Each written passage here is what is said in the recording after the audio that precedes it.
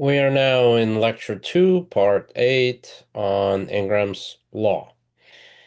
A new philosopher of law we're going to introduce here is Ackerman, and he's an alternative to Eli, whom we discussed in the previous lecture. He champions substantive as opposed to formalist activism or substantive procedure. The case in point here is the Caroline Products case. Ackerman is a philosopher of law that champions substantive activism by the Supreme Court in a mode of Dworkin, Hegel, and Ingram. He argues that it is what the court does and what the court should do, in consistence with the moral core of law, we should add, together with Ingram. Substantive activism, uh, providing substantive interpretations of freedom and respect for dignity of individuals.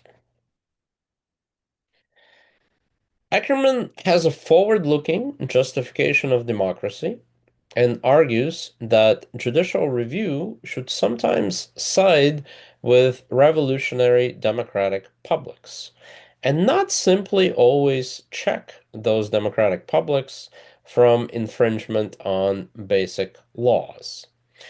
The paradigmatic case for him is that of Caroline Products. In the Caroline Products case, a step away from the laissez-faire vision of equality was legitimated.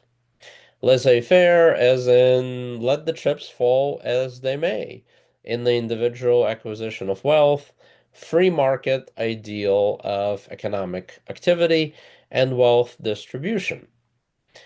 In the Caroline Products case, Supreme Court took a position away from that laissez-faire interpretation of respect for individual freedom and dignity. Legislative intervention was allowed in regulating economy for the sake of equality that mitigated for bad fortune. Thus, FDR's New Deal that allowed for the government to provide financial assistance and security to its citizens was legitimated.